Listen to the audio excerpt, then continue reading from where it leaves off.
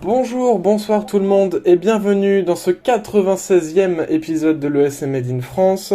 Aujourd'hui, on a, si il me semble, du coup 8 nouvelles chansons à traiter, mais aussi du coup quelques finales nationales et des petites nouvelles de l'Eurovision américain. Pour ce faire, je suis avec Adil. Bonsoir Adil. Bonsoir, et j'ai le seum envers les Estoniens. Il nous expliquera pourquoi. Gwen, bonsoir Gwen. Bonsoir, et moi j'ai le seum envers la Croatie et la Roumanie. Et bonsoir Alexandre, as-tu le seum contre un peuple? Et j'ai le seum envers moi-même. Non, je rigole. C'est si triste. Ça vient d'un mal. C'est si triste. Et moi, bah écoutez, j'ai le seum envers personne. On va du coup, sans plus tarder, commencer avec la République tchèque. Alors, la République tchèque qui a sélectionné, il me semble, mardi ou mercredi, je ne m'en souviens plus. C'est mardi. Mardi, qui a sélectionné Vesna pour les représenter avec My Sister's Crown. Adil, que penses-tu de My Sister's Crown? Cette sélection était faible. Bon, mon favori était Rodan, mais c'était quand même logique que c'était le groupe Vesna qui a gagné. Hein. Bon, après, l'ensemble est intéressant, malgré le retard des réseaux sociaux de l'Eurovision qui ont mis du temps à vérifier la musique. Mais bon, vous me connaissez, j'apprécie pas ces musiques. Ça a des chances de passer en finale, je ne nierai pas ça. Les persos, c'est bottom 1 chez moi, et c'est surcoté par les Eurofans. Gwen? Alors en tout cas sur la République tchèque, moi je n'ai pas du tout le seum pour eux.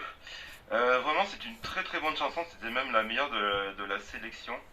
Vraiment elle a tout pour être originale, 6 chanteuses ensemble qui chantent dans toutes les langues avec des sonorités assez modernes. Vraiment je pense que la République tchèque va aller en finale sans souci. Et même je pensais, pensais cet après-midi, je me disais que la République tchèque avait fait 6ème en 2018, le meilleur score. Je me disais que ça peut être une chanson qui peut arriver au pied de Nicolas Joseph. Je dirais à se méfier d'elle, à mon avis, surtout qu'elles sont en seconde partie de première demi-finale. Je pense que la République tchèque a une carte à jouer pour ramener le trophée chez eux. Clairement, je suis d'accord. Alexandre? Bah moi, je suis vraiment très content. Hein. C'est une pépite culturelle et vocale et musicale cette chanson. Je sais pas si ça peut gagner, mais franchement, franchement, je pense que c'est possible. J'ai posé la question hier d'ailleurs à Arthur parce qu'on a regardé le Super Saturday ensemble et franchement, c'est possible. En vrai, on en a vu des scénarios rocambolesques et franchement, ça peut le faire. Moi, en tout cas, en ce qui concerne la chanson en elle-même, moi, je me contenterai de dire juste que j'adore le mix, j'adore l'histoire autour du clip, autour de l'histoire racontée. La variété linguistique, évidemment, est un bon bonus. Oh ouais. Et globalement, pareil, on est dans cette lignée de chansons assez expérimentales qui tentent de nouvelles choses. Et c'est ça que j'adore à l'Eurovision, c'est entendre des trucs que je n'ai jamais entendus. C'est ça qui est intéressant avec la musique, avec l'art en général, c'est de créer des choses qui sont uniques à nous et qui n'ont jamais et d'explorer des possibilités qui n'ont jamais été explorées avant. Et cette chanson en fait partie en fait. Donc voilà. Et puis le fait qu'on ait bah, un candidat en plus potentiel pour la victoire qui porte son soutien clair aux Ukrainiens surtout du coup pour cette année qui sera un concours organisé en l'honneur des Ukrainiens de l'Ukraine, c'est d'autant mieux. Donc moi franchement je suis très content que ça ait gagné et évidemment c'était le meilleur choix. Après je n'irai pas jusqu'à dire que la sélection tchèque en elle-même pour revenir là-dessus était faible. Au niveau de la production, bon si elle l'était, mais en même temps, on peut pas vraiment leur en vouloir, sachant que la République tchèque, les audiences de l'Eurovision en République tchèque sont très très faibles. Genre même l'Islande a il y a plus de gens qui regardent en Islande qu'en République tchèque. Donc Mais en même temps, en Islande, il y a 95% de la population qui regarde, hein, non? Donc, Donc c'est dire que voilà. Mais sinon, ouais, très content du choix. et ben perso aussi, très très content. C'était mes favorites pour gagner. Elles ont gagné, je suis super content. Effectivement, c'est une chanson avec un message fort. Ça fait plaisir d'entendre du tchèque et du bulgare à l'Eurovision. C'est pas des langages qu'on a l'habitude d'entendre. Et même si c'est pour qu'un couplet, franchement, je suis satisfait. C'est un message fort, du coup, effectivement. C'est aussi une chanson très originale. J'avais dit, quand on avait écouté, enfin, quand il y avait eu le show, du coup, j'avais dit, ça me faisait beaucoup penser au Reykjavik Dotur. C'est vraiment une. En plus, le projet du groupe est cool, quoi. Je crois que toutes les six, elles sont de nationalités différentes, toutes slaves. Et bah, je trouve un beau message, un beau. Et ouais, ça peut jouer la victoire. On va pas se mentir, ça peut jouer la victoire à Liverpool. Je les vois bien, enfin, en tout cas, bien se classer, quoi. On va passer en Estonie, l'Esti Laul, qui fait partie du coup de ces sélections qui ont eu lieu samedi soir, du Big Saturday, qui a vu la victoire d'Alika avec Bridges, avec en super finale Bedweters et Oli. Adil, que penses-tu de Bridges? Comment dire, hein? T'avais Oli, qui était bien dans le genre tête de pop rock classé années 2000. Je vous l'accorde, ça ressemblait un peu trop à Boulevard of Broken Wings de Green Day. T'avais mes favoris, Bedweters, avec une chanson qui envoie sa race et qui se démarque à Liverpool, et le public qui préfère le fait tout black de Place de Rock et Alika de Bridges. Je suis dégoûté. Alors oui, c'est réussi dans ce qu'elle fait. Il faut arrêter de se voiler la face. C'est le même délire que Nadir avec quasiment la même progression que Fade to Black et c'est fou. Allez, j'en ai un 5 sur 10 et c'est une deuxième musique surcotée par les enfants avec Vesna. Comme vous l'avez compris, donc si une musique est appréciée par les fans mais pas par Adil, c'est surcoté. Gwen, qu'est-ce que tu penses de Bridge? Je suis totalement contre Adil. Déjà, ça ressemble pas trop à Fade to Black, c'est tout le contraire, quoi.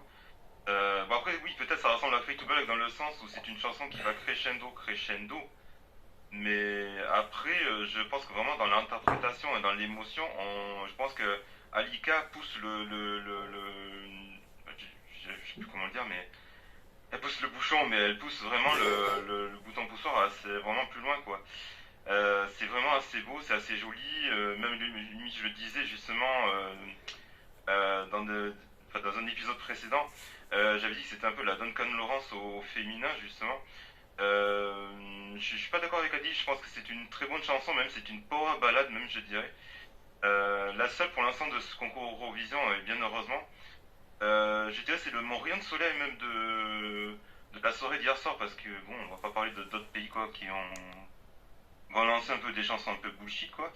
Non, je pense que Alika va très bien se classer elle aussi, elle va se qualifier sans problème. Surtout en plus qu'elle est en première partie de seconde demi-finale si je dis pas de bêtises. Elle aura peut-être Andrew Lambrou, peut-être ou Brunel qui vont lui peut-être un peu casser les pieds, mais ou Victor Vernicos s'il faut peut-être pour la Grèce. Mais je pense qu'à mon avis, je m'inquiète pas trop pour elle et je pense que même un top 10 comme la Grèce, qui est une chanson à peu près identique, enfin la Grèce, comment ça s'appelle déjà, Die Together. Je pense que c'est une chanson assez identique, donc je suis pas inquiet pour l'Estonie. Vraiment, c'est un très très bon choix, ma numéro 1 pour une fois. Une fois que j'ai ma numéro 1 qui est choisie dans une sélection nationale cette année, bah, ça me va très bien. Alexandre? Franchement, j'aurais préféré Oli. Je pense que Arthur pense la même chose. Mais il n'y a pas de doute. Enfin, c'est clairement un très très bon choix et le choix le plus évident. Je suis pas du tout d'accord non plus avec Adil. Enfin, par rapport au fait que ce serait une copie de Fade to Black, absolument pas. Déjà, il y a une différence. Fade to Black, c'est une mauvaise chanson, alors que Bridges, non. Voilà. Déjà, c'est la plus grosse. Ça, c'est la première chose. La deuxième chose, c'est que bordel, mais il y a un univers derrière cette chanson. Enfin, je sais pas, il y a un. Enfin, il y a un vrai art derrière, quoi. Et pour moi, cette chanson est beaucoup plus honnête que Fade to Black. Après, ça c'est subjectif. Mais ouais, très Oh, bon morceau et j'adore le piano qui se joue tout seul dans la performance scénique. C'est franchement, ça rajoute une dose de mystère et pas de paranormal, mais voilà quoi, une dimension supplémentaire à la chanson. J'ai envie de dire, c'est objectif aussi ce que tu dis, parce que Fade to Black, ça vient d'un songwriting camp, il me semble. Donc, Oui. voilà, je crois pas que Bridge vient d'un songwriting camp. Mais en tout cas, Même- c'est réussi. Je trouve, quand j'ai vu la performance hier, et du coup, tu peux en témoigner, Alexandre, j'ai eu quelques frissons, et je me suis dit, c'est bon, ça va gagner. Parce que tout y était. Il y a une mise en scène qui est sobre mais ingénieuse. On a Alika qui a une voix incroyable. Et puis du coup, effectivement, comme dit Gwen, cette chanson qui montre crescendo. Je trouve, en fait, c'est une chanson de rupture, il me semble, Bridge. Et je pense que, honnêtement, c'est une des meilleures chansons de rupture qu'on ait eues dans une finale nationale. Euh, j'ai pas grand chose de plus à dire finalement. Effectivement, j'aurais préféré que ce soit Holly, Bedweters ou Milik qui gagnent les Steel All, mais je suis pas déçu que Alika ait remporté la victoire parce qu'elle le mérite. Franchement, très bon choix pour l'Estonie et je pense qu'ils seront en finale sans hésiter. On va passer à la Roumanie qui, avec Selecția Națională, a sélectionné hier soir Théodore Andrei avec la chanson TGT Off and On. Adil, que penses-tu de TGT? Alors, hors sujet, le nouveau Try TGT est un banger. Et ce serait tellement mieux que le reste de la sélection roumaine. Tiens, retour de la langue natale depuis 2015 avec Voltage. C'est un bon point. J'ai du mal avec savoir et la contribution générale. Je passe mon tour pour ce pays autrefois habitué aux extravagances avant 2018. Souvenez-vous, le vampire roumain, le double piano de Flaming Fire, le yodel en 2017, la chanson qui répète la même phrase dans plusieurs langues en 2007. Et ben c'est des temps qui est révolu. 4 sur 10. Gwen? Si j'ai un pays auquel j'ai le seum, comme vous l'avez entendu juste au début, c'est bien la Roumanie. Je me suis tapé quand même 3 heures de sélection nationale, de cette putain de sélection nationale de la Roumanie. Tout ça pour une chanson vraiment qui est vraiment de la merde. Excusez-moi de dire, mais vraiment pour du bon.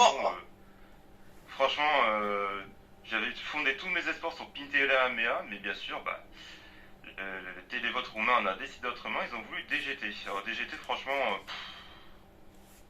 Et vraiment, je pense que la Roumanie a tendu le bâton pour se faire battre. J'ai l'impression personnellement de perdre la Roumanie à l'Eurovision. Vraiment qu'ils ont envoyé vraiment d'excellentes chansons dans les années 2000 voire 2010. J'irais même jusqu'à Yodelit en 2017. J'ai l'impression que depuis 2018, encore The Humans, j'en passe parce que eux ils étaient pas mauvais. Et entre Esther Peoni et le coup qu'ils ont fait en 2019, qu'elle aurait jamais dû représenter la Roumanie, et Roxane, et puis maintenant eux, là, lui, Théodore Andrei, personnellement, enfin là, je pousse un coup de gueule envers la Roumanie. Il faudrait peut-être temps de faire quelque chose, quoi. Vraiment, bon, c'est vrai que le niveau de la sélection était pas terrible non plus, mais vraiment avec Pintelea Mea et Andrea Di Folklore, ils avaient vraiment une chance déjà de passer en finale. Et là, avec DGT, vraiment, ils ont aucune chance du tout. C'est une chanson qui est plate, qui est sans intérêt. Rien dans cette chanson, enfin, il se passe rien. Il chante et puis voilà quoi. T'as la limite, le gars il est un peu défoncé quoi. Il chante et puis voilà, c'est tout. Pour un télévote, surtout que la Moldavie n'est pas dans la demi-finale, que même la Roumanie est un petit peu isolée, je dirais. Pour moi, c'est limite, ce sera le dernier de la demi-finale. J'ai envie de dire, je suis peut-être désolé, je sais peut-être vous êtes peut-être à contre-courant de moi, peut-être certains, mais pour moi, pour moi, c'est no way pour moi. Comment on fait pour bannir quelqu'un d'un serveur Discord déjà? Attends, avant de dire ça, c'est à mon tour du coup. Oui, vas-y Alexandre. Je veux juste dire que en t'écoutant Gwen, déjà je dois dire que je crois que même en 2 ans de podcast, je n'ai jamais entendu un seul des membres de ce podcast critiquer aussi durement une chanson. Non, mais attends, excuse-moi, j'ai passé 3 heures à regarder cette sélection nationale hier soir. Je sais pas si t'imagines 3 heures devant ma télé. Average Sanremo fan. Sur Pinter et Lamea, et qu'au final, à la fin, juste à la fin, bien sûr, ils ont fini second, hein, Pinter et Lamea. Mais juste à la fin, bien sûr, tes espoirs sont tous brisés. Ah ouais, Cette par contre, je et comprends. pas d'intérêt, quoi. Je comprends la déception parce que genre avec Alexandre on a voulu regarder les résultats, c'était interminable cette séquence pour avoir les résultats. On était mort de rire du fait de voir la caméra et les deux présentateurs, pardon, Ilinka. marcher dans tous les sens, faire des allers-retours et tout ça, faire les 100 pas, c'était vraiment très drôle. Oui, on se disait vraiment c'était pas interviewé à un moment dans cette salle, c'est que vraiment t'es nul quoi. Ça- Voilà, c'est moi qui dis ça, et que ça se trouve derrière les murs, ils sont en mode putain, on a perdu les votes, merde, qu'est-ce qu'on fait? Et on veut sonder des gens dans la rue. ça. C'est peut-être ce qui s'est passé du coup pour que Théodore ait gagné. J'imagine que peut-être Gwen se dit ça. Mais après, Non, quand tu regardes les votes, en fait, il a surtout remporté le vote internet, mais il a pas remporté le vote du public. Le vote par téléphone, même, je dirais. Surtout. En vrai, vu le nombre de votes qu'il y avait au final, je pense que c'était plus un référendum qu'autre chose. Hein. Voilà. Mais du coup, ouais, j'ai jamais entendu quelqu'un aussi durement critiquer une chanson, mais je peux comprendre. Enfin, après, c'est qu'une chanson. Hein, Non, j'ai pas fini. Ah oui, en plus. Mais voilà. Du coup, en t'écoutant critiquer la chanson, je me disais, mon Dieu, qu'est-ce qu'il va dire quand Arthur va donner son avis. Parce qu'on a regardé, pareil, la sélection, alors pas en entier, on a switché entre les différents pays. Mais quand on a. Littéralement, quand le nom de Théodore a été appelé, littéralement, Arthur a sauté enfin, il s'est levé de mon canapé directement en célébrant. Genre, c'était un truc de fou. Et moi aussi, d'ailleurs, j'étais avec lui. On s'est même fait un câlin. No more. Et voilà. Et donc vraiment, il était vraiment content et moi aussi parce que c'est une chanson en studio. Je suis d'accord que on peut peut-être reprocher les choses, mais en tout cas en live, je trouve qu'il a vraiment un flow en live qui est très intéressant. Donc voilà, et c'est pas quelque chose qu'on entend non plus très très souvent. Donc voilà. Moi, je suis pas déçu de ce choix. C'est clairement plus original et clairement mieux que notamment cette chanson dégueulasse, là, je sais plus comment elle s'appelle, je crois que c'est Lélélé, je crois que c'est ça. Lélé, qui a ouais. une espèce de, qui a cette espèce de drum beat dépassé des années 2000, début 2010, à moitié R&B que je déteste, qui était très récurrent à l'époque. Je déteste ce genre de chanson. Bah, ils ont même pas fait le top 5, donc bon. Voilà, donc je suis très très content. Mais sinon, voilà, c'est à peu près tout ce que j'avais à dire. Pour moi, c'est un choix intéressant et pourquoi pas, voilà. Alors, je vais être l'exact opposé de Gwen. Je surkiffe Dégueté depuis que je l'ai entendu quand je m'étais fait une session d'écoute des chansons roumaines. Et la première chose que je me suis dit en écoutant DGT, c'est que cette chanson, elle va pas marquer dès le début les gens. Même les gens vont peut-être pas aimer tout court, mais c'est un grower. Cette chanson avec le temps, franchement, je pense que dans 2-3 semaines, elle va être appréciée par le fandom. J'assume ce que je dis. Hein, on verra dans le futur. Mais en tout cas, ouais, Théodore Andrei, ça va être un petit peu mon chouchou, je pense, cette année à l'Eurovision. Déjà parce qu'il a que 18 ans, au fait. Il a que 18 ans, c'est incroyable de se dire ça. Il a une voix. À 19 ans dans l'Eurovision. Ouais, 19 ans au moment de l'Eurovision. Il a une voix incroyable. En live, c'est fou. Genre, quand la chaîne publique roumaine avait sorti des extraits des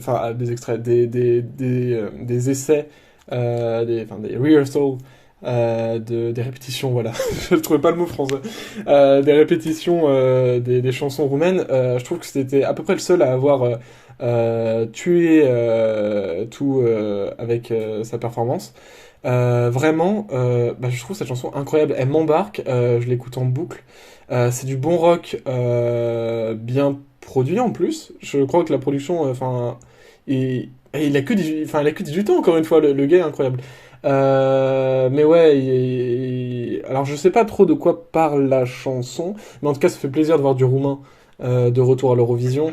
T'avais pas dit que c'était une histoire genre de rupture qui s'était mal Bah, déroulée? je crois que c'est ça, je crois que c'est ça, mais faudrait que je remate en profondeur parce que je pense qu'il y a un sujet bien plus profond à la chanson au vu de la performance. Et d'ailleurs, c'est la performance où je doute un peu.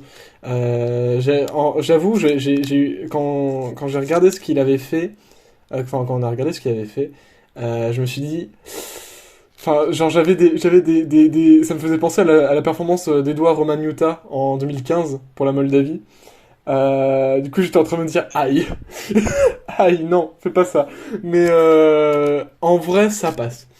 Mais ouais, je pense que oui, du coup, par rapport à la performance, je pense qu'il y a un message un peu plus fort sous la chanson, du fait que c'est pas anodin que les deux danseuses soient maquillées avec des larmes sur, sur leur figure.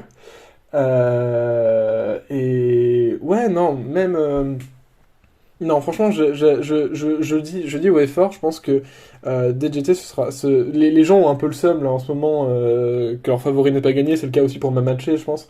Mais ça va être des chansons qui vont trouver leur public au fil des semaines, je pense. Et en plus, du coup, pour revenir un petit peu sur la sélection roumaine, je trouvais, bon, déjà, c'était une catastrophe ce live. Genre, il y a eu des bruits Windows à un moment, il y a eu les performances, enfin, je crois que les frames, enfin, ça laguait et tout, c'était horrible. Mais,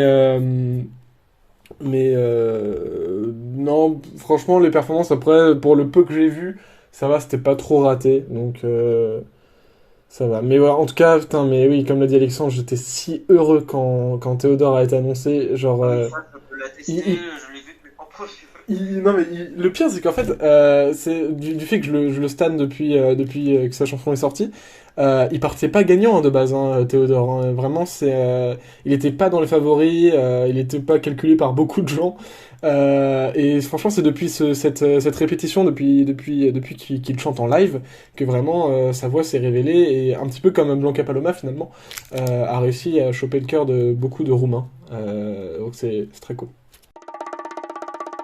On va passer au Dance Melody Grand Prix qui a sélectionné Riley avec la chanson Breaking My Heart.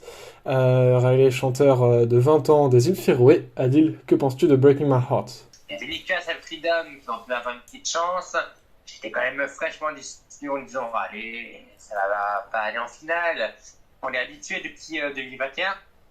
Et finalement, on passe un bon moment en écoutant sa musique. Bon, peut-être pas assez impactante, mais ça fait son taf correctement. Enfin, de toute façon, le Danemark, leur sélection, c'est pas ouf. Et même avec une chanson qui peut se démarquer parce que c'est pas un peu la pop générique, bah, ça compte pas. Enfin, sauf en 2021 parce que c'est l'année 80, c'était un petit coureur chez moi et j'ai bien aimé. 2022, ben, c'est assez lent à démarrer. 2023 peuvent peut-être retourner en finale. Pour Alejandro, c'est une chanson moderne, rythmée, qui rappelle la pop des années 2010. Sur scène, ça rendait bien, par contre, qu'il fasse gaffe avec les aigus. Il y en a tellement que s'il est foire, ça s'entend direct. Moins fun du refrain avec la partie robotique, par contre, c'est plus perturbant qu'autre chose. Gwen, qu'est-ce que tu penses de Breaking My Heart? Alors, Breaking My Heart, à ne pas confondre avec Saint-Marin ou Junior en 2014, qui avait le même titre aussi.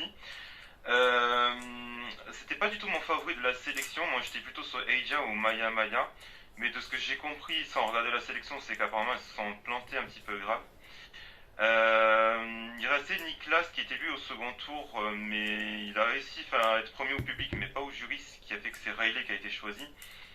Après, Riley, c'est pas une si mauvaise chanson que ça. On sent que justement, il y a ce côté influenceur qui est vraiment présent dans cette chanson. Mais la problématique, je me dis, est-ce que ça peut être assez justement pour se passer en finale? Je me dis aussi que ça peut être aussi la chanson qu'on peut penser qu'elle ne va pas passer et qu'après elle va passer ni vu ni connu en scred tout tranquille quoi. J'ai envie de dire encore le Danemark peut être aidé par l'Islande et surtout qu'en plus je crois qu'il est des îles Féroé, ce chanteur donc qui sait, je ne sais pas. Mais après de toute façon dans cette demi-finale il faudra en enlever 6. Pour l'instant c'est peut-être un peu trop tôt pour se prononcer, je pense qu'il faudra voir la physionomie de la demi-finale mais bon. À voir, pour l'instant c'est pas mon favori numéro un, mais c'est pas non plus dans le trop bas du classement. C'est vrai que je trouve que c'est une chanson qui transpire les influenceurs et la génération TikTok un peu. Alexandre? Bah, moi, je me suis pas encore vraiment fait un avis sur cette chanson, mais je dirais là comme ça que c'est bien. Il y a plus de bien que de mal, que de mauvais. Mais après, c'est pas mon style trop non plus. Je pense que c'est une chanson qui passe mieux en studio qu'en live, ce qui est pas forcément une bonne chose, ça par contre. Mais voilà, c'est pas la chanson du siècle, pardon, mais de mémoire, j'ai eu un, j'ai passé un bon moment en l'écoutant, donc c'est ce qui compte le plus. Donc voilà, c'est c'est sympa. Moi, j'avoue, c'est pas du tout mon style de chanson, hein. D'habitude, je suis assez sceptique. En fait, je sais pas trop quoi en penser. Genre, il y a certains passages que j'aime bien, il y a certains passages que j'aime un peu moins bien. Mais globalement, c'est plutôt bien produit. Le boog est plutôt mignon en plus. Mais je sais pas du tout où ça peut terminer.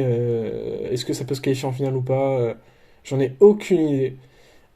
Si ça passe inaperçu ou non. En tout cas, j'aime bien un petit peu la direction artistique du clip. Surtout vers la fin, quand il raye des cœurs et tout, je trouve ça très très joli. Mais après, voilà, ça s'arrête là. J'ai pas trop d'avis sur cette chanson, à vrai dire. Effectivement, je suis un peu moins fan du côté voix robotique, mais ça reste quand même assez sympathique. On passe en Lettonie qui, avec Supernova, ont sélectionné Aya de Sudden Light. Qu'est-ce qu'on en pense de Aya, Adil? En soi, c'est pas mauvais, mais rien de remarquable pendant ces premières minutes. On peut d'ores et déjà dire que Eat Your Salad était tellement mieux, et si tes édits vont tellement me manquer, 4 sur 10. Gwen? Pour moi en fait la demi-finale c'était déjà une petite hécatombe en fait. J'avais Inspo et c'était Adriana Migolani si je dis pas de bêtises en fait qui étaient dans mes favoris et qui se sont retrouvés éjectés directement. Oui Adriana Migolani. Non, autant pour moi non, pas Adriana Migolani mais Catherine Miller plutôt. Je dirais que en fait Sudden Night c'était passé second favori pour moi. J'ai envie de dire que la Lettonie sauve les meubles, j'ai envie de dire, parce que ils auraient pu envoyer vraiment quelque chose de pire que ça. Moi je me dis que Sudden Light, vu qu'ils sont en première partie de première demi-finale, vu qu'en plus il y a presque que des groupes dans cette partie de demi-finale, qui sait, peut-être qu'ils peuvent essayer de jouer l'originalité un peu de la chanson et voir le côté un petit peu sonorité moderne pour tirer leur épingle du jeu. Je me dis que vraiment je pense que c'est même trop sous-coté des Eurofans. Je pense que Aïja peut vraiment avoir une petite chance de passer, surtout en plus que c'est du télévote. Non, je pense que Sudden Light. En plus, je crois qu'il me semble que c'était en 2018 qu'ils étaient pas loin de partir à l'Eurovision, qu'ils avaient été battus par Laura Rizzotto. Je pense que c'est un groupe assez connu, donc je suis peut-être pas trop inquiet pour la Lettonie, qui sait, même qu'il y a que 15 pays, je pense que ils peuvent avoir une chance de se qualifier en finale de mon côté. Alexandre? Euh, Cette chanson, vraiment, je sais pas si c'est le cas ou tout ça, mais en tout cas, d'aussi loin que je puisse me rappeler, ça a l'air d'être le cas. Euh, je me demande si c'est pas la seule chanson, enfin la première chanson de l'Eurovision a été écrite en 5 temps. Euh, pour ceux qui savent pas de quoi je parle, généralement quand vous écoutez une chanson, elle est ce qu'on appelle en 4 temps. C'est-à-dire qu'en gros, souvent, vous savez souvent, genre, les groupes, Forcément. voilà, les groupes, quand ils commencent à chanter, ils font 1, 2, 3, 4 et ensuite la chanson démarre. Et tout le reste de la chanson, en fait, le beat est construit de cette façon. Donc, c'est-à-dire que ça fait 1, 2, 3, 4, 1, 2, 3, 4. Écoutez n'importe quelle chanson et essayez de taper langue, Forcément. sur le beat. Vous verrez que ce sera souvent, la plupart du temps, en 4 temps. Alors oui, pas tout le temps. Pas toutes les chansons, oui, voilà, oui. Pas Je toutes les comprends chansons, en général ce que tu veux dire, ouais. Alors, il y a il y a aussi le 3 temps, donc qu'on appelle aussi Les valses, oui. les valses, voilà. Vous avez, genre, j'ai pas Go Pequeñito pour l'Espagne en 2010. C'est une valse. Oui, il y a Birds aussi, de Anouk. Oui, aussi, ouais. Les Pays-Bas en 2013. Il y en a sans doute d'autres aussi, mais comme j'ai dit, je vais pas toutes les énumérer. Et voilà. Sauf que cette chanson est en 5 temps, du coup. Aya est en 5 temps. Si vous écoutez bien, notamment le passage du début, là où il y a le mec qui, je connais pas son nom, qui tape sur son séquenceur, là, avec le... Je sais plus exactement comment. Tu cherches la batterie, apparemment c'est Martin s'il s'appelle. Très très belle imitation Voilà. du séquenceur. Voilà, exactement. Et ben, si vous comptez le nombre de bits en fait, donc faites pas cette blague, j'ai rien dit. Le nombre de pulsions, vous verrez qu'il y a 5 pulsions. Donc c'est assez rare pour le souligner et c'est assez intéressant. Voilà. Sinon pour la chanson en elle-même, j'ai écouté. Je vous avoue, je vais être très honnête avec vous, je me souviens plus de la chanson. Mais de ce que je sais, c'est que j'ai passé un bon moment en l'écoutant. Même j'étais assez détendu. Alors je n'irai pas jusqu'à dire que ça va pour autant se qualifier, parce que aussi on avait eu That Night de Carousel qui était aussi une chanson assez détendante et on sait tout ce qui s'est passé. Donc voilà. Mais j'aime l'originalité, j'aime le fait qu'il y ait du laiton aussi dans la chanson, ça c'est intéressant. Enfin, c'est intéressant, c'est cool d'avoir de la représentation, en fait, tout simplement. Mais ça, tout le monde le sait. Ça a été suffisamment dit. Et puis, et voilà, quoi. Donc, j'aime la diversité musicale et j'aime les chansons qui détendent, forcément. Je pense que tout le monde ici, c'est le cas de tout le monde ici. Bref, donc c'est pas mal. C'est pas mal. Alors perso, je suis content parce que Aya, ça faisait partie de mes chansons favorites de Supernova, que j'ai pas mal streamé. Les paroles me rentrent en tête facilement. Ouais, non, vraiment, c'est un très très bon choix. Je pense que, comment dire, faut que j'arrive à trouver mes mots. Je sais plus ce que je voulais dire. Ouais, j'aime beaucoup ce début justement avec seulement le rythme et la voix du coup quasi a cappella du chanteur. Je trouve que ça impose toute une atmosphère très très cool. Ensuite la chanson s'emporte, ça fonctionne et il y a une fin. Cette fin m'a marqué, surtout en live. Alexandre encore une fois peut en être témoin. La fin m'a ému. Genre, je sais pas de quoi la chanson parle. Mais cette fin, avec seulement, je crois, une petite guitare en fond, avec juste le chanteur qui chante Aya, Aya, et je la trouve à la fois apaisante et à la fois un peu. Enfin, ça m'a rendu un peu nostalgique, bizarrement. Nostalgique de quoi, je ne sais pas, mais ça m'a rendu nostalgique. Elle est. C'est une chanson très efficace et je pense que la Lettonie n'aura aucun problème à retrouver la finale cette année. Donc je suis très très content de ce choix. Et je crois qu'elle fait partie de mon top 3, de mon top provisoire, donc très très content. Et je trouve que avoir la Lettonie 2 années de suite dans son top 10, c'est assez rare et j'en suis fier.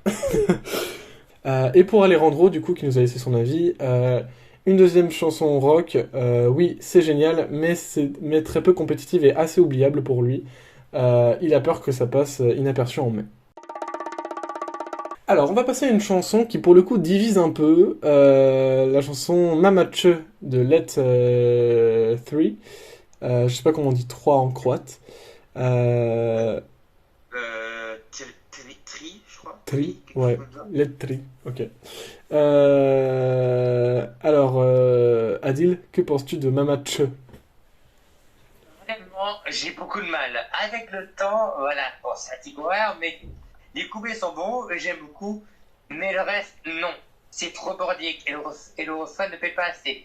C'est dommage parce que j'aurais pu mieux aimer le délire, mais en tout cas, avec le 100% public, certains osent pour obtenir une place en finale, et c'est pour ça qu'on aime l'Eurovision.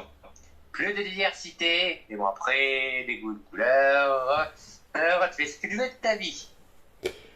Et si en fait c'était ça la réponse pour le nouveau règlement du 100% des votants de finale, c'est pour beaucoup plus oser choquer le public qu'essayer de rester dans un truc safe au risque de se faire oublier. Gwen, toi, je crois que tu es fan de la chanson. Non, Acte 1, Ouais. défonçage de la Roumanie, ça c'est fait. Acte 2, défonçage de la Croatie. Non mais la c'est Croatie, parti. mais la Croatie, non mais sérieusement, non mais qu'est-ce qui vous est passé par la tête hier soir? Vous avez pété un plomb ou quoi? Sérieux? Non mais c'est vrai quoi. Je sais pas mais non mais c'est... Je comprends pas leur trip, c'est pas possible. Enfin, on parle Ils quand ont même du pris de la concours. drogue, Non les mais on Croates, parle du pourquoi? concours Horizon de la chanson quoi. Enfin on parle pas non plus du... Enfin je sais pas du concours du coin du village ou un truc comme ça quoi. Enfin c'est pas possible quoi. Enfin moi je peux pas accepter ça. Enfin je ne comprends pas quoi. Enfin limite même Crazy Radio à côté de l'Estonie 2008 à côté je préfère les Tosvet quoi. Enfin c'est pas possible quoi. Enfin comment on peut envoyer ça quoi. Enfin, c'est antidaté, c'est trop original, c'est même trop caricatural, c'est trop caricaturé, c'est pas possible, je ne peux pas cautionner ça. Moi en plus c'est ça, pour moi la Croatie enfin, aurait dû se réveiller cette année en envoyant quand même une chanson assez acceptable. Déjà la sélection n'était pas non plus exceptionnelle non plus, mais de là à envoyer ben, la chanson que j'avais mis dernière de la sélection et qui épuisait celle-ci, enfin. Enfin, pour moi, je suis désolé, enfin, je ne peux pas du tout accepter la Croatie. Pour moi, c'est une élimination en demi-finale. Ils vont finir 15e sur 15. Bon, ils n'auront pas 0 parce que la Serbie va avoir pitié d'eux, mais. Non, franchement, je suis désolé, mais là, vraiment. Non, là, pour moi, c'est trop pour moi. Je pense que. J'ai même une pensée pour Laurence Boccolini qui va devoir commenter cette chanson pour la France. Bah, il y en a un qui est d'accord avec toi, c'est Alejandro. Alors, il nous dit que déjà que la sélection n'était pas terrible, la Croatie a choisi l'une des pires chansons selon lui. Il y a rien qui va, une NQ assurée selon lui. Alexandre, qu'est-ce que tu penses de Mamache? Alors c'est Mamache, déjà c'est important. Euh, Ils ont pris de la drogue les Croates ou quoi? Non. Euh, euh, Comment dire? Ma première action quand j'ai vu que ça avait remporté 180 points du télévote ou je sais pas, je sais plus combien exactement. Ma première réaction c'était de voir la réaction d'Arthur justement alors qu'il regardait et sa réaction, c'était juste ses yeux ses globules oculaires qui s'élargissaient avec un grand sourire dissimulé. Enfin, pas dissimulé, mais un grand sourire dissimulant ses vraies émotions, qu'il va sans doute nous délivrer dans un instant. En fait, j'avais pas d'émotion quand j'ai vu ça, j'étais juste étonné. Étonné que c'est ait remporté. Ouais, c'est déjà suffisant.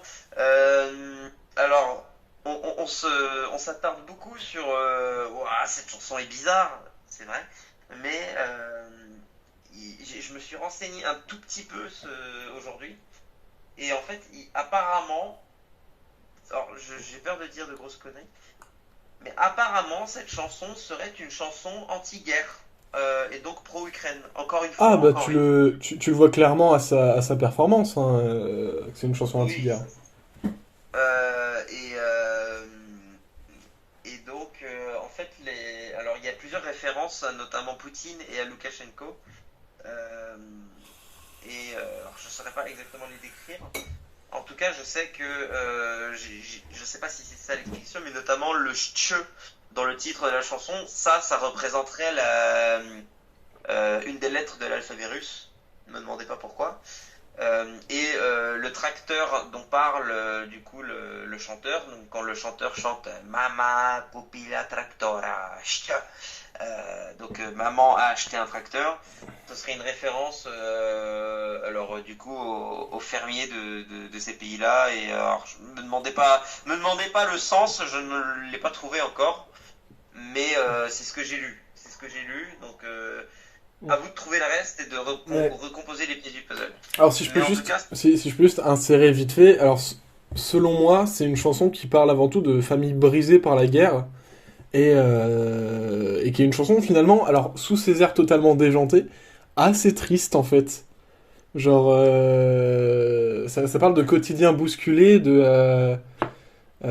de la stupidité de la guerre en elle-même. Sinon, musicalement parlant, j'avoue qu'en vrai, elle est assez rigolote cette chanson. J'ai un peu honte de l'avouer. J'espère pas pour autant que ça va se qualifier. Mais quand même, ça me faut quand même bien fait rire. Mais alors, du coup, c'est une chanson qui, du coup, je parlais de quotidien bousculé. C'est tout simplement, voilà, les fermiers qui sont les premiers à être mobilisés pour une guerre. C'est très, très bien ciblé, le fait le tracteur et tout. Et oui, ça parle de quotidien bousculé, genre, maman a acheté un tracteur, mais je suis désolé, je dois partir à la guerre pour un psychopathe. Il traite très clairement de Poutine, Loukachenko, tous ces dictateurs-là, de psychopathes ouvertement.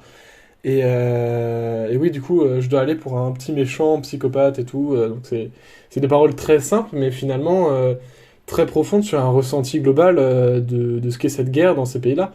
Les gens ne sont pas concernés par la guerre et ne se sentent pas concernés. Ils se battent juste pour un psychopathe, tout simplement. C'est ce que dit la chanson. Au-delà de ça, j'aime beaucoup. On pourrait même dire que c'est de la musique expérimentale avec toute cette transition qui se fait au milieu de la chanson. C'est vraiment indescriptible comme transition. Mais à la fin, en tout cas, c'est tout un gros bordel. Alors, je préfère l'entendre en studio pour le coup. Je préfère le studio au live. Oui, c'est un joyeux bordel finalement cette chanson et c'est ce qui me plaît. Je sais pas si elle sera dans mon top 10 final, mais en tout cas, c'est osé pour la Croatie. Je les félicite. Et on peut parler 5 secondes d'Harmonia Dissonance. Qu'est-ce qui s'est passé? Ça était pas ouf. Hein. Juste, un tweet que j'ai vu passer, là, je l'ai partagé avant l'enregistrement du podcast, qui disait est-ce qu'elles ont tout tué? Absolument pas. Mais est-ce qu'elles ont eu mais est-ce qu'au moins elles ont passé un bon moment sur scène? Non plus. Vraiment, on dirait qu'elles sont. J'avoue qu'Harmonia Dissonance, c'était pas terrible. Hein. Bah, en fait, elles ont. De base, là. Il y a cette expression qu'on dit qui était née quand Roxanne avait performé, je crois, Cherry machin en 2020. Genre c'est vraiment Go girls, give us nothing. Et c'est vraiment ce qu'elles ont fait. Il y a rien dans cette performance. On dirait qu'elles avaient pas envie d'être là, quoi. C'est tout simplement. Mais ça reste une excellente chanson quand même. Nevara, Lay Lay. On va passer à l'Italie. Et après une très longue soirée de San Remo, c'est Marco Mengoli avec Due Vite qui sort vainqueur et qui a confirmé du coup qui représenterait l'Italie aujourd'hui à l'Eurovision. Gwen, que penses-tu de Due Vite? De ce que j'ai compris, c'est qu'apparemment Marco Mengoni se donne aussi le droit de changer de chanson s'il le faut, je crois, il me semble. Ouais. J'avais lu ça. Personnellement, c'est une balade assez classique, oui, effectivement. Voilà, sans fioriture, sans plus ni moins, c'est ce que sait faire Marco Mengoni de A à Z, comme il avait fait avec l'Essenziale, mais bon, que l'Essenziale, je n'aimais pas. D'où éviter, je n'aime pas autant plus, même si c'est mieux quand même que la chanson de 2013. Hein. Bon, effectivement, je pense qu'on me dira dit, il n'est pas capable d'aller attraper le top 10 grâce au vote du jury et au télévote. Pour moi, oui, voilà, c'est bien, mais sans plus, quoi. Enfin, l'Italie ne révolutionne pas l'Eurovision avec cette chanson. Alors donc, avec Dovité, c'était un choix évident depuis la révélation des musiques du Festival San Remo 2023. Et Marco Meglioni qui fait son tour 10 ans après l'Essentiel qui fait 7ème cette affaire. Hein. Mais bon, c'est top 10 assuré, même si c'est une balade classique. Et qu'est-ce qu'elle est efficace, bordel, là. Alexandre? Alors, je préfère cette chanson à l'Essentiel, mais c'est un peu la même soupe que nous sert l'Italie tout le temps. Et j'espère que ça ne fera pas top 10, parce que, ou en tout cas pas top 5, parce que j'en ai un peu marre et je m'ennuie un peu. Voilà.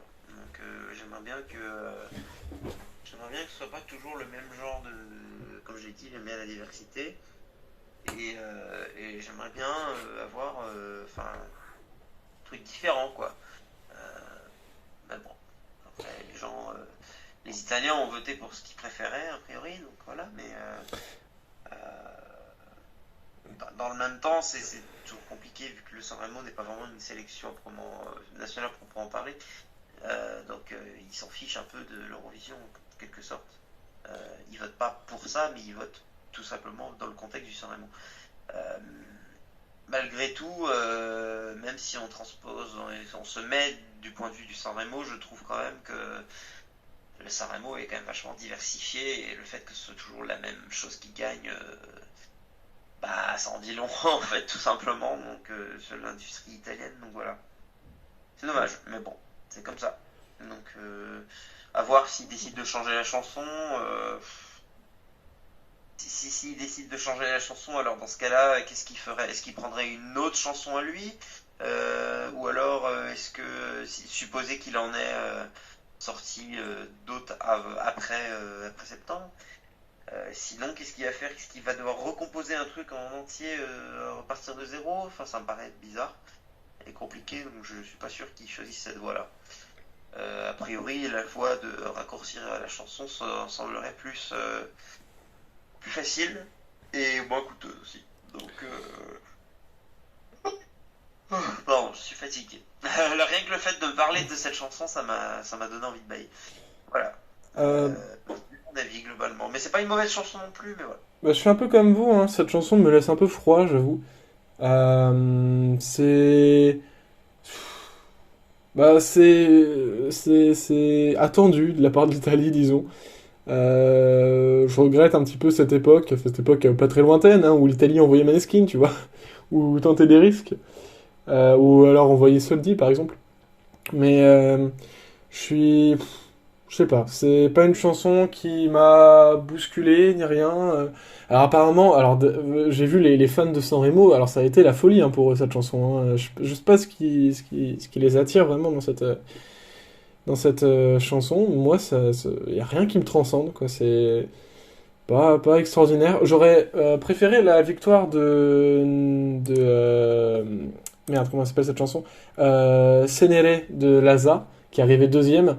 Qui pour le coup je vous invite vraiment à l'écouter, elle est très très cool, c'est du rap franchement bien produit et en plus en live il défonce tout. J'avais bien aussi aimé la chanson de Dana Doxa, voilà. Et du coup pour Alejandro c'est pareil, encore une balade très classique et très italienne, rien de nouveau, parfois ennuyant à certains moments. Et c'est ça que j'ai l'impression qu'on se dirige pour l'Italie, c'est des chansons un peu ennuyantes finalement, de qualité mais ennuyantes. On va passer à Malte. Malte, on n'en attendait rien, mais est-ce qu'on est quand même déçu, Gwen? Qu'est-ce que tu penses de la chanson qui a été sélectionnée, qui est Dance Our Own Party de Busker? Par rapport à Malte, en fait, je n'avais pas du tout écouté les chansons avant la sélection. Fait rare, parce que d'habitude, c'est pas fois je peux les écouter, mais là, j'avais pas du tout envie, parce que part de 40 chansons, après ils en foutent 24, après ils en foutent 16, enfin... C'est toujours la même tambouille maltaise, au bout d'un moment, moi ça me gave un petit peu. Étonnamment, tout le monde disait qu'il fallait envoyer Brooke parce que Brooke c'était la numéro 1, qui c'était la meilleure. Je vais peut-être étonner tout le monde, mais moi j'adore complètement cette chanson The Busker. Je pense que je l'adore et ça va même devenir un plaisir coupable. Je pense que c'est surtout dû, à mon avis, au sax ténor, au saxophone ténor, qui est présent déjà dans la mélodie et qui est présent même sur scène. Je pense que c'est surtout ça qui va me faire retenir la chanson. Ensuite, en elle-même, on dirait surtout un trip pour le groupe. Même, je crois que j'avais vu les paroles, j'avais l'impression que ça parlait d'une sorte de fête, une sorte, on va dire, d'un gars qui essaie de tomber amoureux d'une fille, je crois, d'après ce que j'ai compris.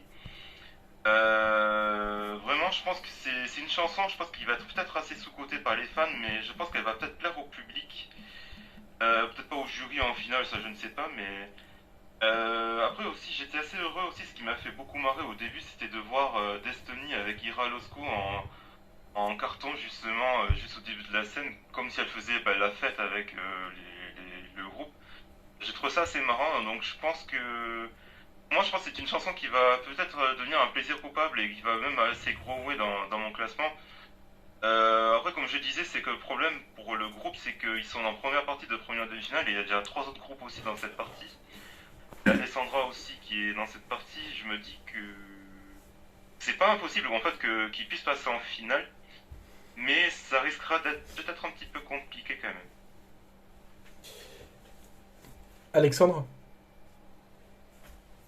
Euh, bah, c'est, je pense, la meilleure surprise de cette d'hier soir en fait. Pour moi, parce que Malte, je me suis absolument pas intéressé aux chansons parce que je pense que Malte doit être l'un des pays qui m'intéresse le moins dans le contexte Eurovision. Mais j'ai quand même écouté bien sûr le vainqueur.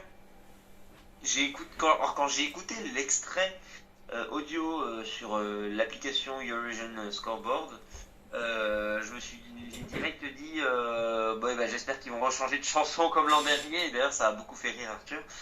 Mais en fait en écoutant la performance en entier, la chanson en entier, en fait on comprend. J'ai mieux compris l'extrait que j'ai entendu la première fois.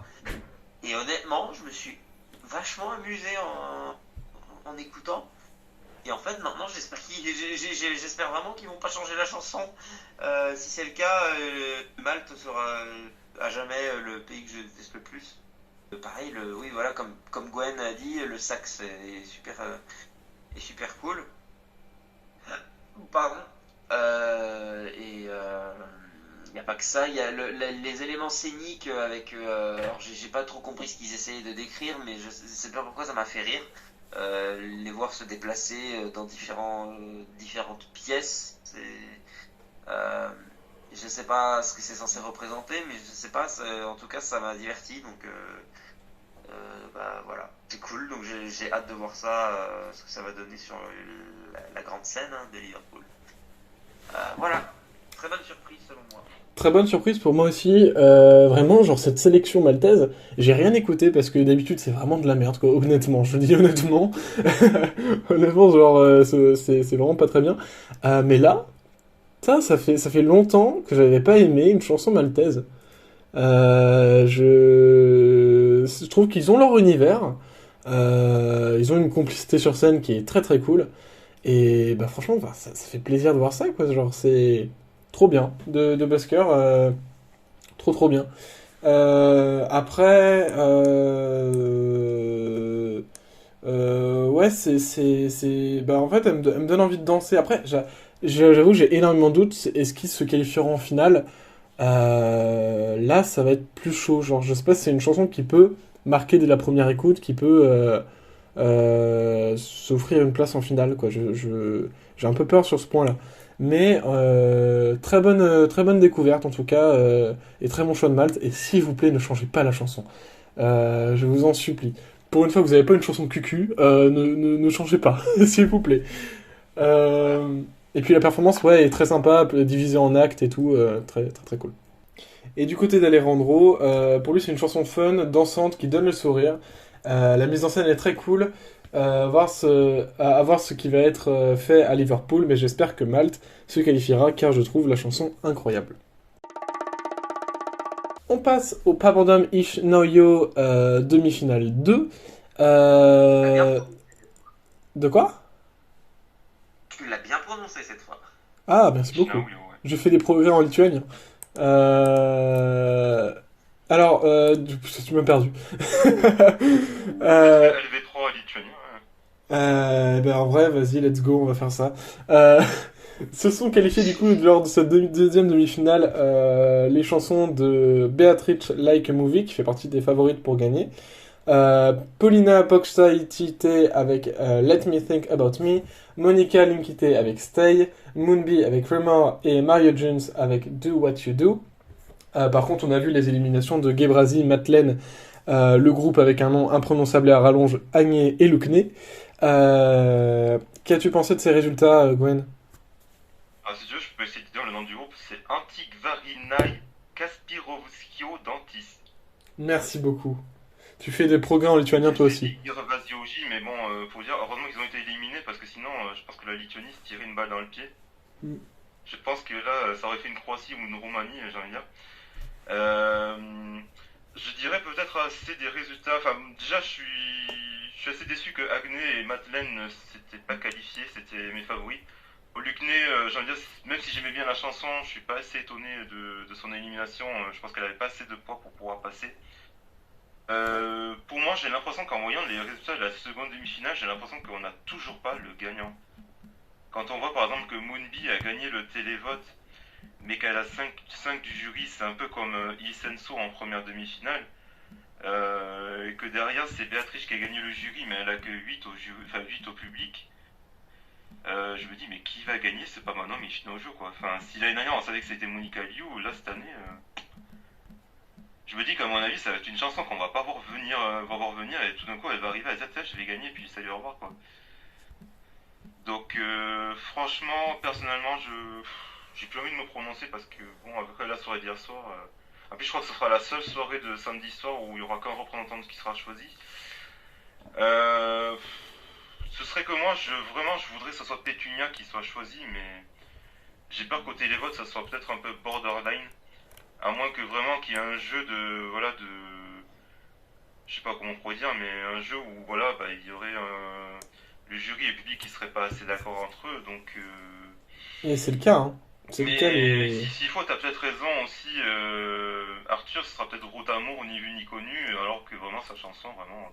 Voilà, quoi. C'est ce que ces résultats me confirment. Je pense que ce sera Routalour qui gagnera parce que dans cette deuxième Le demi-finale, problème, c'est que, ils en sont. fait, Ilsenso a eu 1800 votes et Moonbee a eu 2400 votes.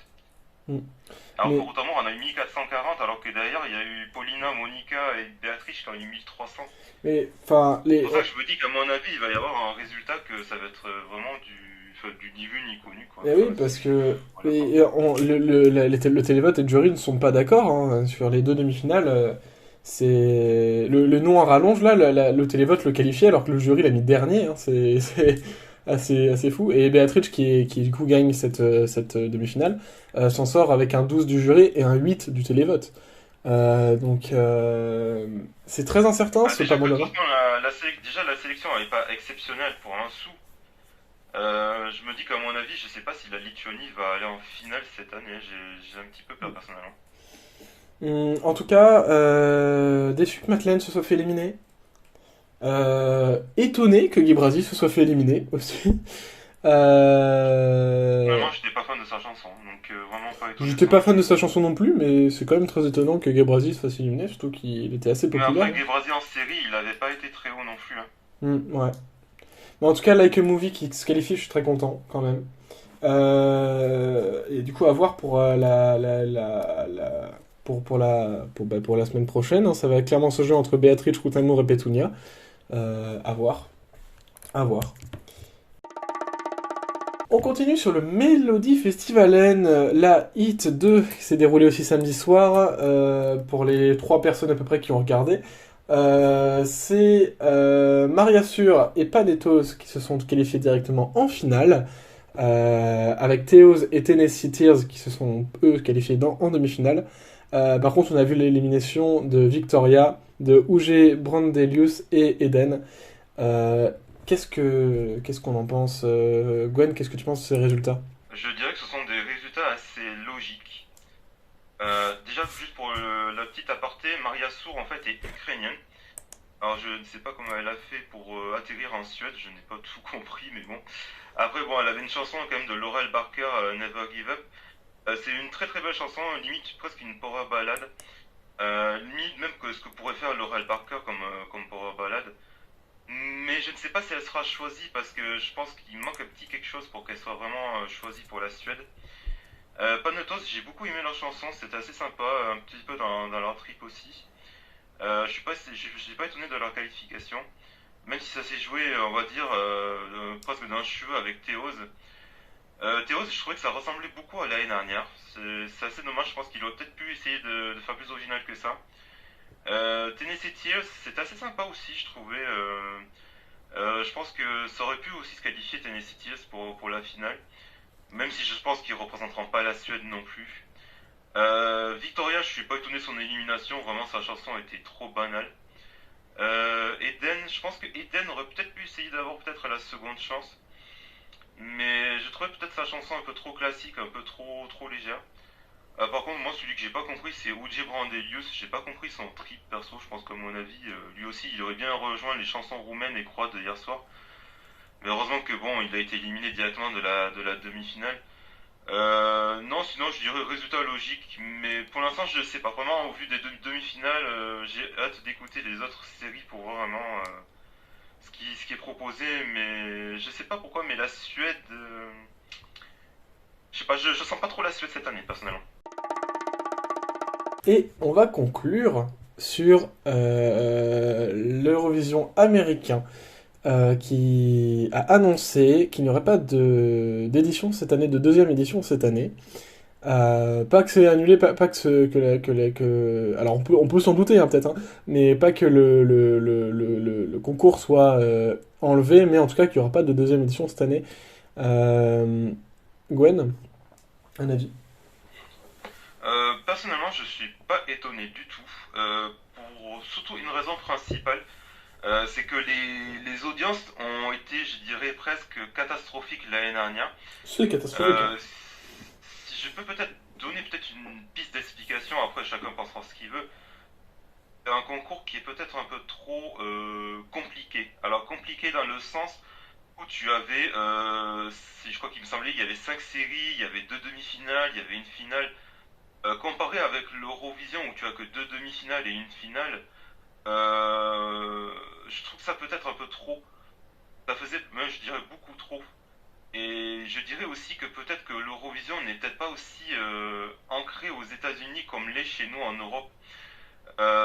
Si je peux essayer de m'expliquer, c'est qu'en fait l'Eurovision est apparu, enfin, il a été créé après la Seconde Guerre mondiale dans le but justement d'unifier l'Europe, les pays européens, euh, pour vraiment voilà, enfin, annoncer un concours dans le sens où chaque pays va donner des points, enfin les jurys, voilà quoi, blablabla, etc. Tandis qu'aux États-Unis, je pense qu'ils ont peut-être pas cette culture-là, comme nous on l'a. Et je pense que c'est peut-être ce qui se ressent des audiences et ce qui fait que justement pourquoi ça a fait un gros flop. Peut-être qu'au Canada, enfin je sais pas, il me semblait qu'il devait y avoir le Canada cette année et je sais plus quel autre pays qui devait faire aussi. Amérique latine. Quel pays Oui, c'était l'Amérique du Sud si je dis pas de bêtises. Mm. Qui sait voir peut-être au Canada ce que ça peut donner, peut-être qu'ils ont cette culture de gagne, le fait de réunir un peu les petits états et tout, Bah mais déjà qu'il y aura que je serais... 10, il y aura que 10 pays, enfin il y aura que 10 participants au Canada. Oui, mais peut-être le fait qu'il y ait que 10 ou 13 ça fait très peu, et qui sait, ça peut peut-être marcher, on ne sait pas. Ouais. Mais moi, ce que je reproche, c'est juste le fait de dire il y a 50 États américains et le fait d'avoir un État américain qui va gagner. Je trouve que c'est peut-être trop et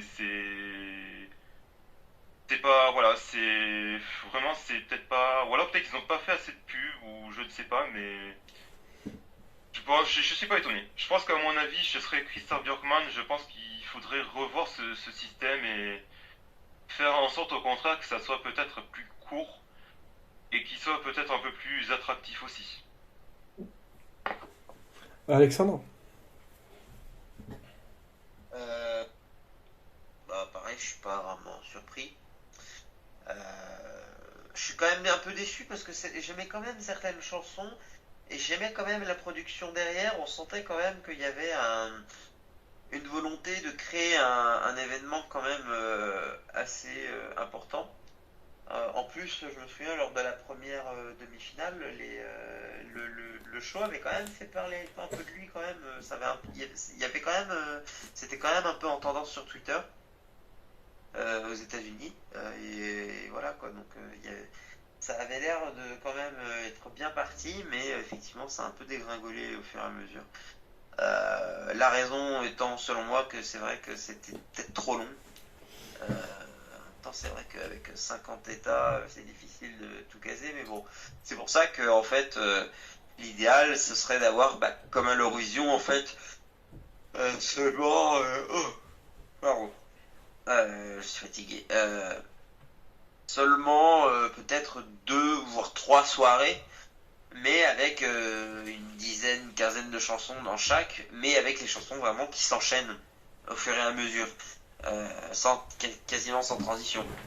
Le problème étant que, en fait, l'American Song Contest, c'est plus, moi je le vois comme ça ressemble plus à une sélection nationale que un vrai concours en fait, que ça ressemble plus à une sélection nationale qui serait organisée pour l'Eurovision que pour l'Eurovision en lui-même. Quand vous regardez les codes, quand vous voyez les postcards avec les artistes qui parlent d'eux, et tout ça, le fait que ce soit plusieurs États, le fait que ce soit même un seul pays, en fait c'est vraiment une immense finale nationale. En fait, si les États-Unis d'une manière ou d'une autre participaient à l'Eurovision, ça pourrait très bien être leur sélection nationale en fait, l'American Song Contest, quand on y réfléchit. Et c'est pour ça qu'en fait, c'est trop différent par rapport à l'Eurovision. Et eux, ils n'ont pas cette culture-là, effectivement. Et c'est peut-être pour ça que ça n'a pas cliqué. Et puis le fait que c'était trop long aussi, ça a duré trop longtemps. Et que du coup, aussi, peut-être que eux, du coup, voyaient plus ce show-là comme un énième rip-off ou spin-off ou je ne sais pas quoi des émissions qui marchaient déjà, du genre The Voice, etc. Donc peut-être qu'ils se sont dit ça n'a aucun intérêt et que c'est pas le concept de représenter son État qui en plus excusez-moi mais les États on pourra jamais comparer y aura jamais les États américains et les pays européens on pourra jamais les comparer les deux, ce n'est pas possible, c'est incomparable. Je veux dire tu peux pas comparer par exemple je sais pas moi la Californie avec le Wisconsin de la même manière que tu peux comparer, je sais pas moi, l'Estonie et le Portugal. Et tout simplement parce que c'est le même pays et que c'est les mêmes cultures. Hein. C'est tout simplement ça. Voilà, exactement. Donc, c'est compliqué quoi. En fait, ça a vraiment l'air d'être une immense sélection nationale qui en soi pourrait être très bien. Enfin, je veux dire, si un jour les États-Unis, bon, c'est un autre débat. Mais je pense que si les États-Unis devaient un jour participer à l'Eurovision, mon Dieu, qu'est-ce que ça ferait comme drama. Je Oui. pense que ce serait sans doute le meilleur moyen qu'ils auraient pour choisir leurs représentants. Alors il faudrait qu'ils raccourcissent la durée par contre, parce que je crois que ça a duré une éternité. Enfin, ça a duré combien? Je crois genre 6 ou 7 semaines. 8 semaines, 2 mois. 8 semaines, ouais. Il faudrait que le truc commence. Ouais. Il faudrait que ça commence vraiment tôt pour que ce soit. Mais ne parle pas de malheur, s'il te plaît. Tu prends l'Eurovision en lui-même, c'est sur une semaine seulement. Tandis que là, eux, ils ont fait sur 2 mois. Donc c'est ça qui est un peu dérangeant, quoi. Bah oui. C'est pour ça que je dis que pour moi, c'est pas comme l'Eurovision. En fait, pour moi, c'est une sélection nationale déguisée. Mais bref. Donc voilà. Du coup, je me souviens d'ailleurs que pour finir là-dessus. Et comme ça ensuite on finira cet épisode après l'avis d'Arthur. Mais j'avais cru voir un article il y a longtemps qui disait que si jamais l'American Song Contest allait bien marcher, et qu'une participation des États-Unis au vrai Eurovision serait possible. Mais du coup, par rapport à ça, est-ce que c'est encore d'actualité? Est-ce que de base ça l'a déjà été en premier lieu? Ça c'est une autre question qui soulève des interrogations, c'est intéressant d'ailleurs. Mais bon, dans tous les cas, on s'y attendait. Hein. Je sais pas ce que t'en penses Arthur du coup. Écoutez, moi j'étais pas, enfin moi je m'y attendais pas. Je sais que ça a été une catastrophe, hein, niveau audience, niveau production, c'était vraiment très nul. Mais j'ai été surpris. Pourquoi? Parce que moi j'avais entendu dire qu'ils avaient signé pour 3 éditions au moins. en termes de contrat. Oui. Donc, ah est-ce oui, que, oui. est-ce qu'ils font juste une pause pour revoir le format? Ce serait très bien. Mais je suis assez étonné quand même que aussi Il y a un rapidement. an pour revoir le format, donc c'est quand même bizarre. Je sais pas, mais ça m'étonne quand même. Je suis quand même étonné. Après, effectivement, oui, ça avait été une catastrophe, hein, honnêtement. C'était trop suédois, en fait, je pense, pour marcher. Il y avait pas grand-chose d'Eurovision, finalement, hein, dans cette American Eurovision. Et d'ailleurs, j'espère que l'Eurovision canadien et de l'Amérique latine saura être plus Eurovision que l'a été cette Eurovision américain. Mais Euh, clairement, je suis d'accord avec toi. Et l'Eurovision, j'avais hésité à en parler et tout sur Internet et tout ça, même à faire des vidéos là-dessus. Mais franchement, l'Eurovision Amérique latine, je l'attends avec impatience. Genre vraiment, ça va être trop bien.